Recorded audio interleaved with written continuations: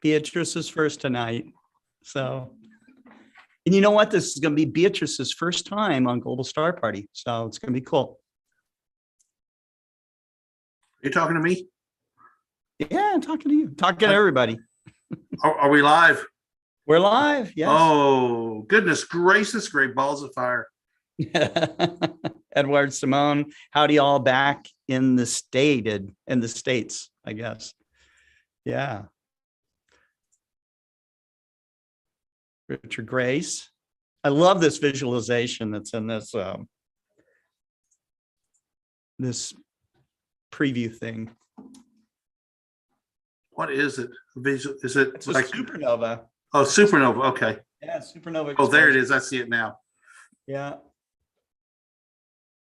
Every time I looked up, it was just like a gas bubble. Yeah. That's what they turn into. Well, yeah, but I hadn't seen that. Yes, indeedy. That's pretty cool. Isn't it? Yep. Okay. Well, we couldn't have a how do you know yesterday, and I wasn't able to put together an alternate program, but unfortunately Daniel Barth was unable to be on yesterday afternoon. He had other commitments, and Jerry Hubble had family commitments today, so he could not be on today, which is we always miss him. But hey, I got Kent Martz, so.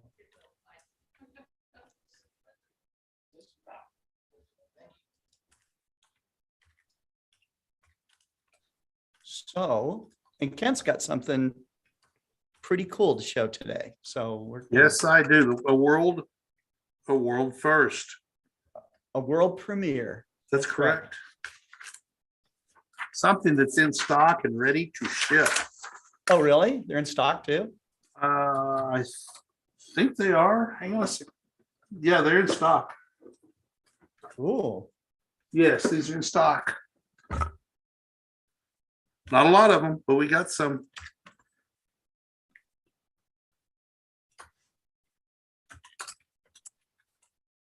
We're going to have to make a special deal for Explore Alliance members with it, because we're going to show it to get them a peek.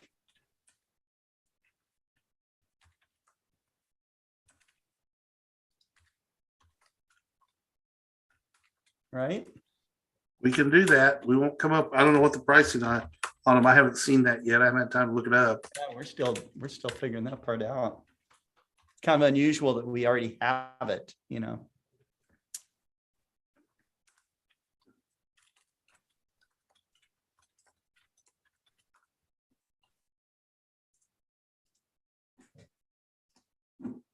Okay.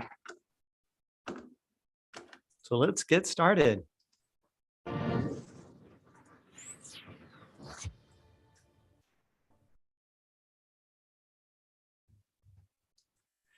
Hello, everybody. It's Scott Roberts and Kent Martz here from Explore Scientific and the Explore Alliance.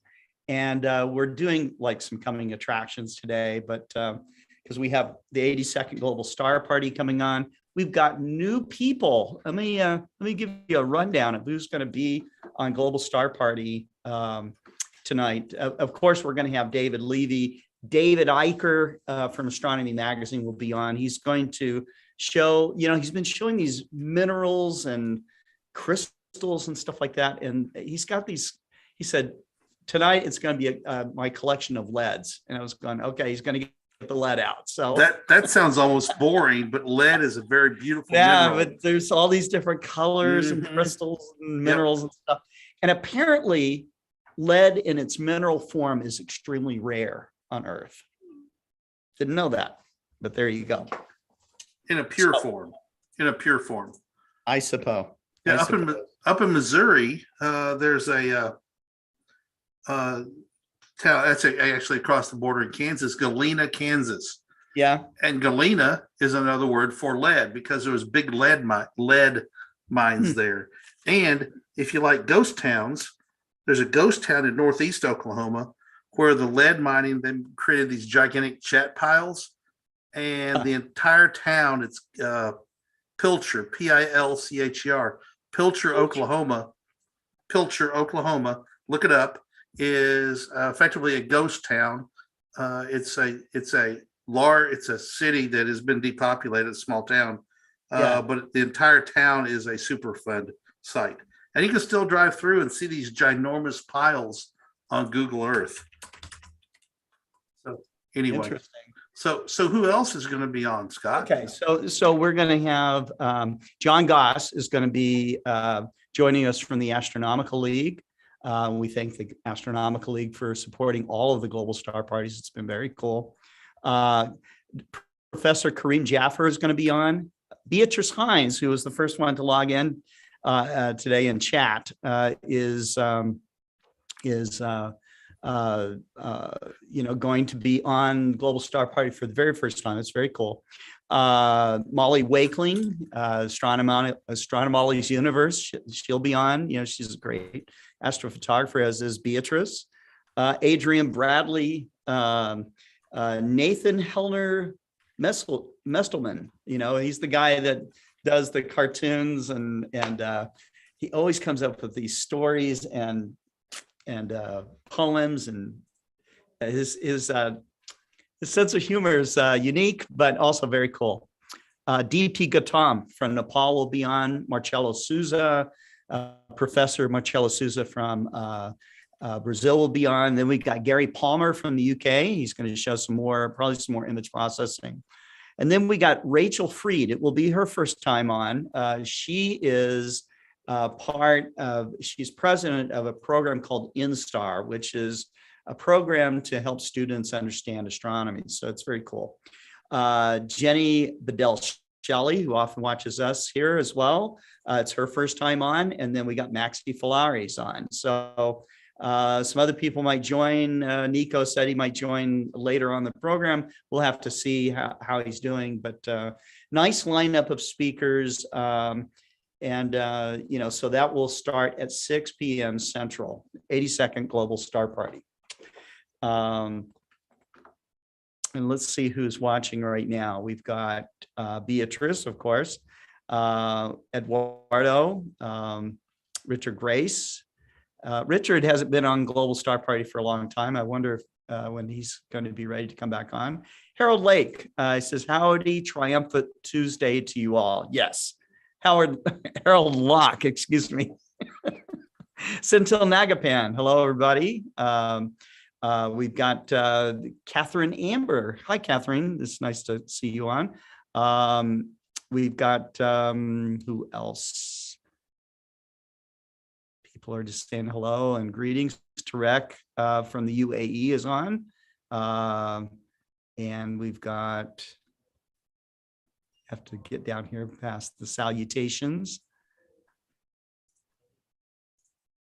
Anyone else?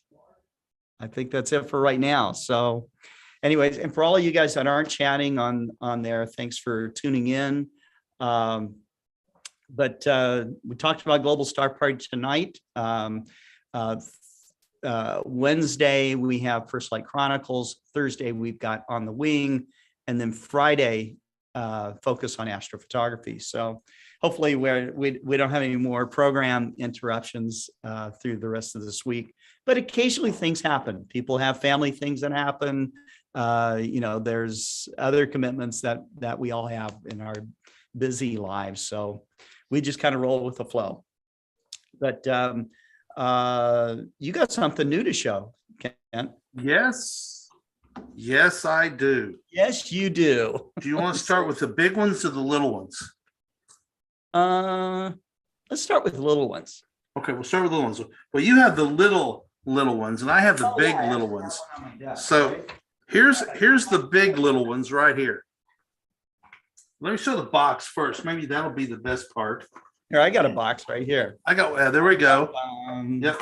Explore Scientific, ED glass, 8x42s. That's what Scott has.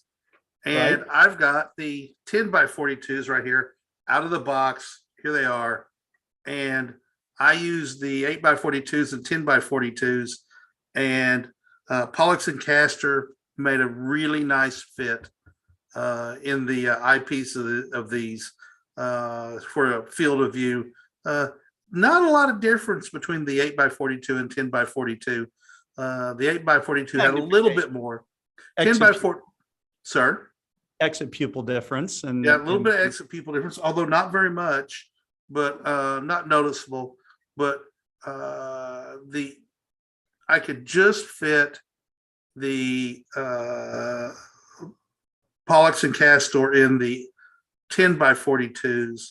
The 8x42s had a little bit bigger field of view. So we've talked about the 8x42s, the 10x42s. Yeah. Right here, ladies and gentlemen, are the big boys. These are 8x56. You need to pop those lens caps off. Yeah, that's where I was headed. 8x56 ED glass. Let's see if you can see my eyeballs through there. Probably not. We'll give this a goofy ED try. glass. Okay, just like our Appos. And also these things have dielectric coatings on the prism. Okay. And So I used those last night, the pair that Kent is looking through to look at the Orion Nebula. And it was pretty nice. You know, yeah, that's I look forward to using these tonight because we switched binoculars and I'm going to go out and use these tonight. Looking forward to the view these have. You know, the moon was interfering with viewing last night and it's probably going to be worse tonight.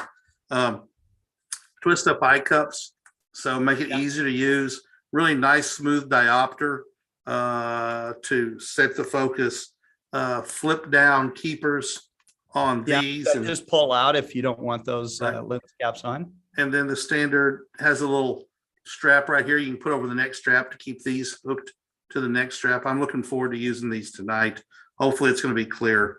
But I think the moon is going to be really stupid close to M42. So we'll have trouble, I suspect, tonight. So don't have price on these yet. Explorers Alliance members will get a first crack deal. Yeah. And so these are coming up. We probably will have pricing next week would be my guess, and go from there. So we also boxing here. We've got when you get them, of course, it comes in this beautiful, you know, box and now the instruction guide.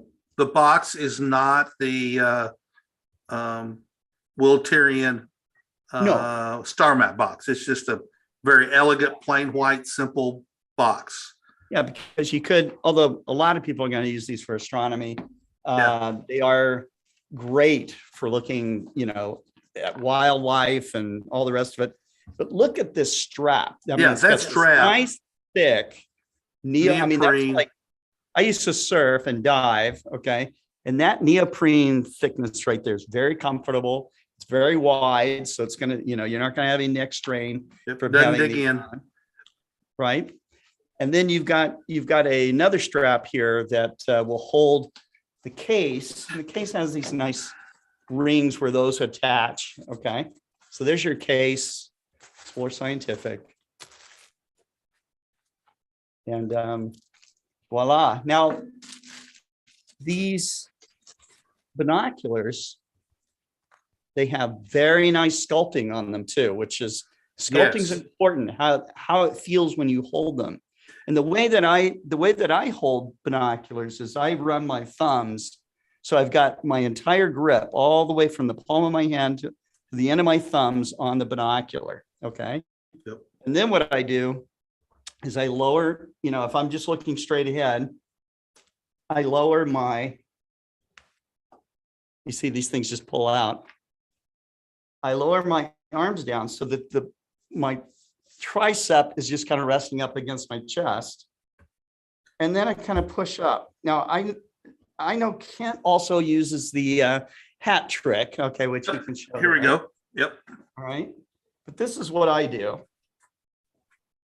And you can get really, really steady with this, and you can watch something for hours. Okay. He's got the official Explore Scientific baseball cap on. It's designed for glasses off because I generally don't view with glasses. So here we go. I do this. I sort of do the same thing. I get the same grip, and these felt really good in my hands last night. I was really satisfied. So I have a fitted cap or a snapback. This will not work with a stretchy one size fits all. So what I do is get them the same way Scott does, except I get up here and grab the bill of my cap. And now I put my elbows down just like Scott Put your does. elbows in. Yeah. And I lock the binoculars to the bill of my cap. And now the binoculars move with my head because they're locked into the cap, right? And I can get a couple of magnitude better by doing that, at least a magnitude, and maybe more some nights under dark skies, simply because I'm holding very still. My elbows are on my belly. My hands are grabbing the binoculars, and my top fingers lock that to the top of the bill of cap. You will be amazed at how much more steady you are by doing that little trick of locking the binoculars to your head. It every time your heart beats, your hands move and your fingers move. This negates some of that, and you're also not holding them up with your hands. They're actually being held up with the bill of your cap and the cap on your head. You pull that cap down tight and get it good and tight, and it just helps tremendously for holding still. So we also have another little bit of news that entails a new product that was new a long time ago and has taken us, factory issues. And finally, Scott, COVID we have delays. COVID delays and glass delays and all sorts of things got in our way. Also COVID delays. Yes. Yeah. Caused the Bino viewers to not be shipped. We expect those to ship within a week or so, sir. Yeah. Not when we thought they would. Not when we thought they would. And we apologize for that. We do have some orders from, and these are exclusive only for Explore Alliance members. So to get the pricing, and I didn't dig up the pricing. We'll talk about that next week again. You can get the pricing, and they come with 2 eyepieces as well. So you have eyepieces with your Bino viewer that come as part of the package deal, only for paid Explore Alliance members. So we'll have more details on that. So, assuming they ship, we'll say next week. What do you think, Scott? It's traditionally it was 35 days. Hard to say that now. We're seeing 60-ish. Another week or 2 past that. Things are starting to loosen up as far as shipments going across the ocean at this point. And, and the ports are getting caught up. Okay. We're past, pretty far past the madness of Christmas and all the ports being clogged up and stuff like that. So while I'm sure it's extremely still busy, we should get things in a much more timely fashion. Gosh, let's hope so, because it's the rest of this year, I would think. It's I put one of our importer guys, Michael Beckers, sent me a newsletter, and I posted that to my Facebook page, talking about the conditions that are going to persist for an extended year, probably anyway. Just congestion at the ports. Like Los Angeles a couple of weeks ago had 300 boats at ocean waiting to dock. And it's crazy what's going on, right? So anyway. Well, one way that you can kind of see what's going on is you can look at marine traffic on the web. Are you looking that up? Going to share that? Yeah, I'll share this. It's pretty crazy. Here, I gotta agree to this, but and I've shown this before. Let's see. Go. Here is the marine traffic as it is right now. Okay, so you can see. You can see the choke points. That's for sure. That's Morocco. Okay. That's here's the United States. Look at all that traffic coming over from Asia. It's just insane. And there's a color code. Each color means something. Zoom in, Scott. Zoom into Long Beach. Long Beach is right here. Let's see.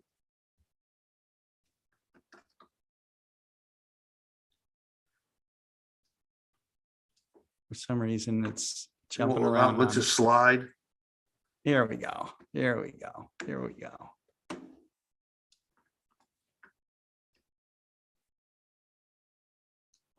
There's TJ. Lake Forest. We're into Orange County. Boy, your mouse is giving you fits. Yeah, it is. Here we go. So it's cleared out. It's not nearly as bad as it was. It's Yeah. not as, yeah, I mean, this was like clogged. It was like solid before. Yeah, you had to zoom in 2 more steps to be able to see individual boats. Yeah. Yeah. Oh, that's not nearly as bad as it was just 2 Yeah. weeks Yeah. ago. Before, I mean, all of that, including, the Santa Barbara Islands and Catalina and all of that, we were Mhm. completely surrounded, so. Yeah. The it was- Channel it was Islands. Wild. Yeah. So click on one of those, Scott, because it'll give you the name. Because if you know the name of the ship, there's the Miss Christie. That's a fishing boat. That's a Okay. fishing boat. Yeah. Matson, Hawaii. That's probably a container ship. Okay. YM Eternity. That's probably a container ship. Destination Long Beach. FIDA. There you go. So I think that actually the different colors here also pertain to different kinds of ships. So Yeah, but it is amazing to see where the roads in the ocean there's a are. warship that's military. So What does it say? Click on that. What does it say? Warship 23 US. Huh. There it is. It's a guided missile Get a picture cruiser. of it. It's a guided missile Yeah. cruiser. Look at this one here. There's a container ship, the Ultra Ultra Infinity Infinity. bulk carrier. Yep. So zoom back out and look at the highways through the oceans. That's what amazes me is how you don't just sail wherever you want to sail. There's very specific routes, the trade routes, just like there are for airplanes. They have different flight levels and different stations they fly. Boats do the same thing. They don't just go across the ocean. They have very specific shipping lanes that they go through. What amazing is go to the Far East. Let's go to China, Scott. That's impressive to look at. Okay, China. Yeah. Yeah, China. Well, that's China right there. So all of that. Yeah.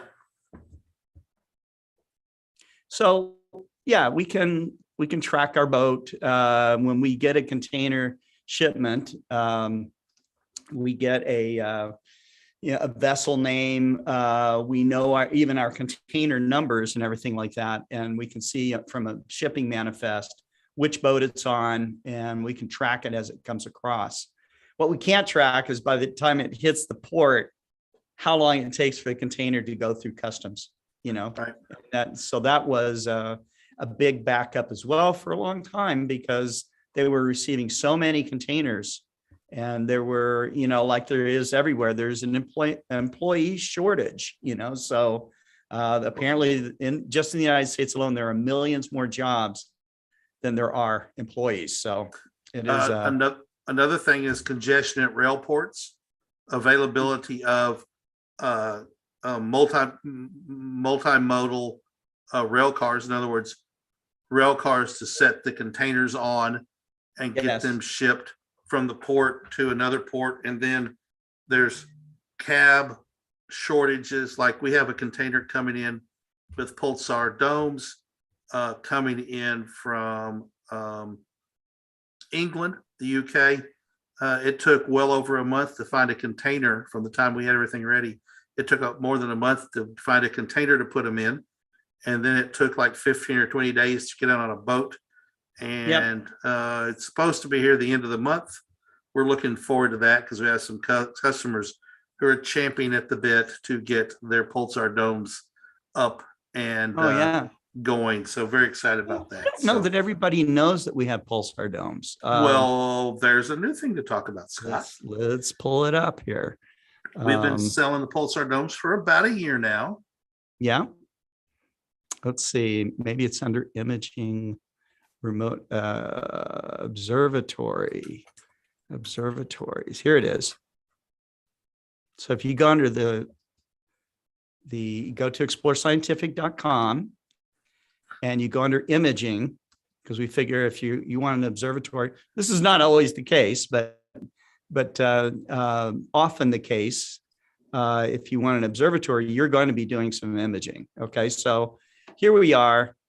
And there's a little video of us showing off the domes, but this is, while they all say sold out, it's primarily because we can get 2 or 3 of them built.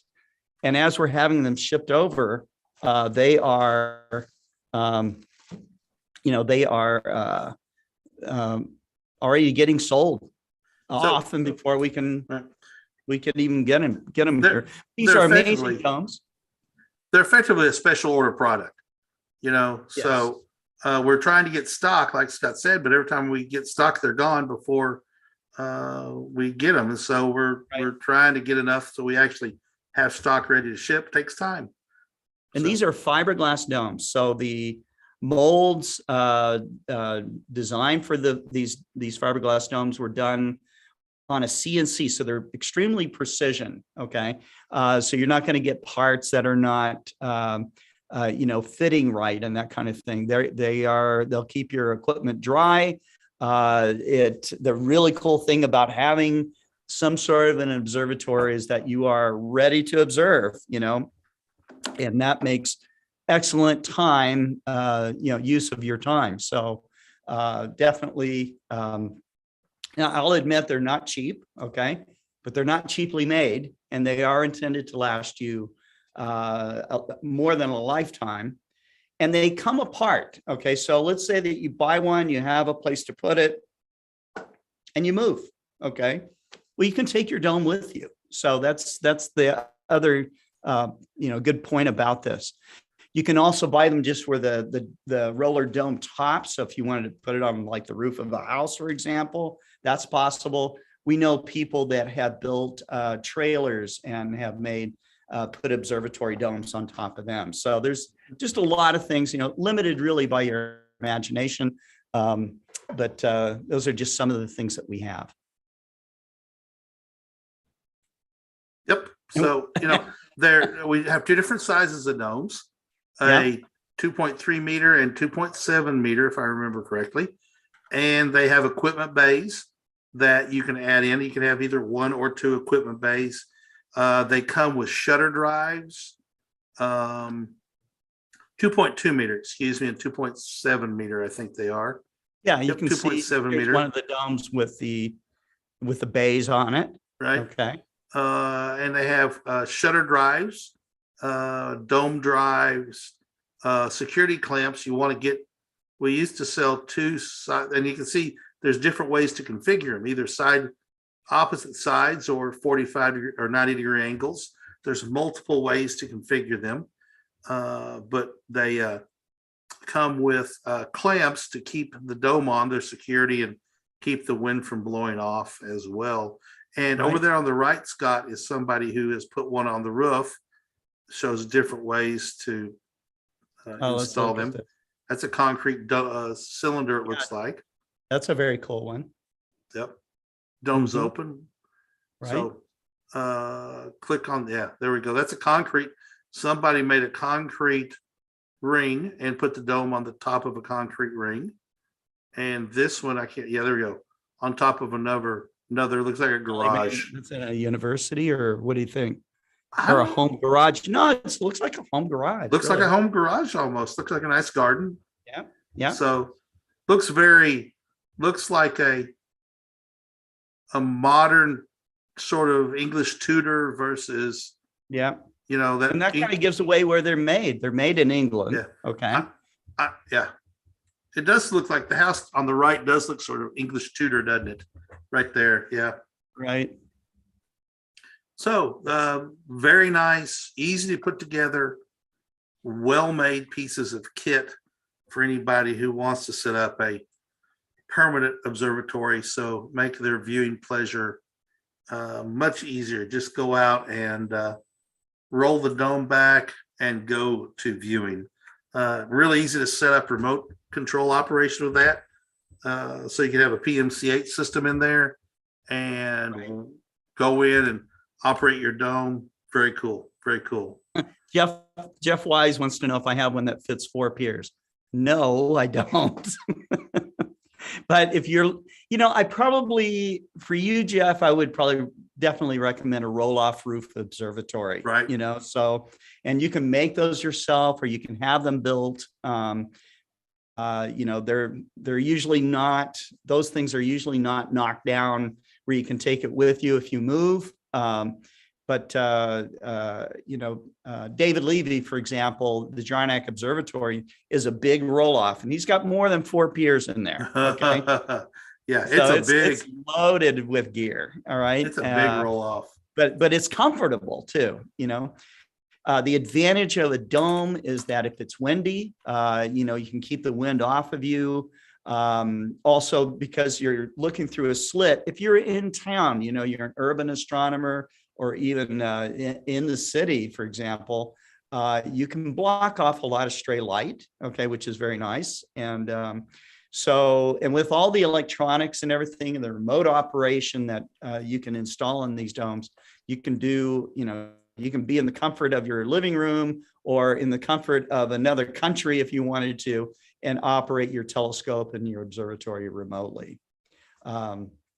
But if you do remote astronomy of any kind, professional or amateur, definitely you're going to want to be able to give somebody a phone call in case something disconnects or goes wrong. Because you need to be able to close that thing if that's the case. But most observatory domes now are pretty automated, and these are too.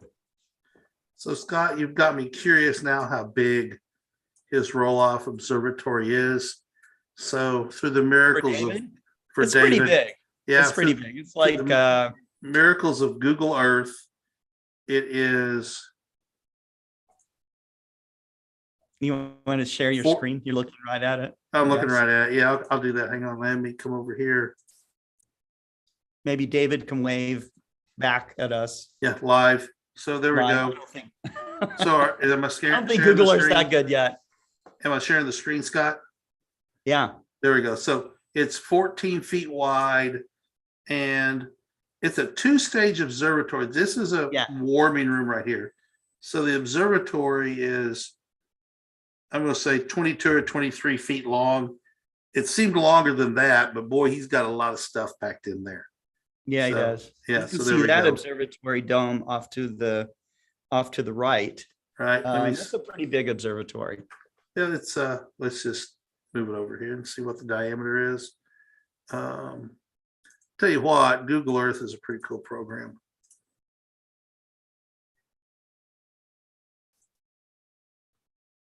Looks like 10-foot diameter, maybe 11. Yep. Yeah. So, and there's other observatories in the neighborhood. Let me see, I found a lot of astronomers in Arizona, and this is out where he lives. So he has love staying at David's place because he's got it. He's got a red lit path from his house out to the observatory, which is really cool. Right there. So and it's just it's so comfortable. So and everybody has gates. I would say that, everybody has gates and fenced yards because cattle free range, and not only cattle but burros also free range out there. I wonder what that is.